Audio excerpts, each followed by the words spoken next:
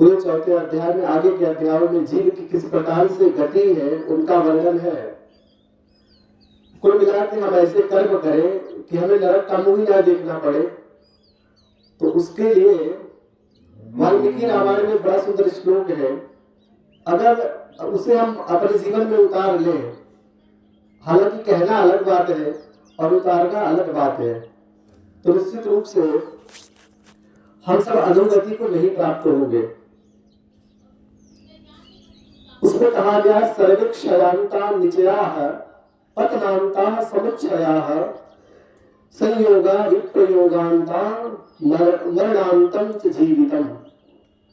सर्वक्षयांता निचयाः, निचय माने संचय, सभी प्रकार के संचयों का जो अंत है वो क्या है? क्षय है। जितना भी हम संचय करेंगे उसका अंत क्या है? वो एक दिन नष्ट हो जाएगा। और पतनांता समुच्चया, मतलब जो ऊंचाई पर गया है उसका अंत क्या है? बोले पतन है, नीचे गिरना है। आज जिसका उत्थान हुआ है, एक न एक दिन प्रकृति का नियम है कि उसका पतन होना है।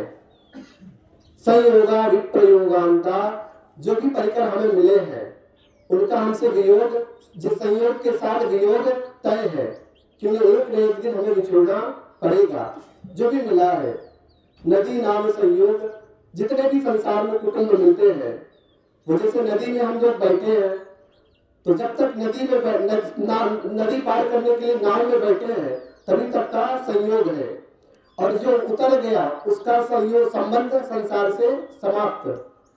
तो हम लोगों का जो परिकर है, जो भी परिवार है, कुटुंब है, वो इसी प्रकार से है जैसे हम लोग बैठे हैं नदी पार करने के लिए, तो नाव में जितने देर तक बैठे हैं बस उतने देर तक संबंध है। संयोगा विप्रयोगांता और मरणांतम च जीवितम। और कहते हैं कि जीवन का अंत जो है वो मरण है, जन्म के साथ मृत्यु निश्चित है। तो जितना भी हम संग्रह करते हैं, संग्रह के चक्कर में ही पाप बनता है कि सारी धरती की संपत्ति हमारी हो जाए, इसी के चक्कर में पाप बनता है। जो भी साधन हमें प्राप्त हुए हैं, जिन साधनों को हम इकट्ठा कर रहे हैं, या तो शरीर के रहते साधन छोड़ के चले जाएंगे,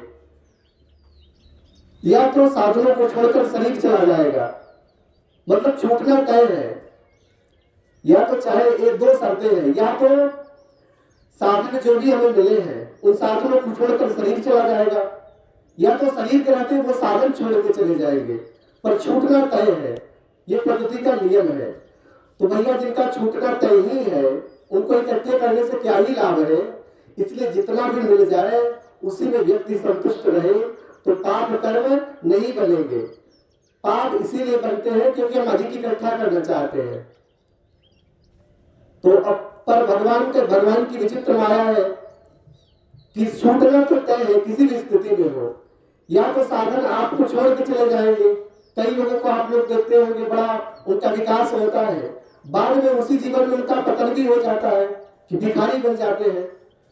और कुछ तो आजीवन रहते हैं, उनके पास वैभव रहता है, लेकिन उनका शरीर छूट जाता है। तो जितना भी साधन है छूटना तय है, इसलिए साधनों को इकट्ठा करने में पाप कर्म ना करें।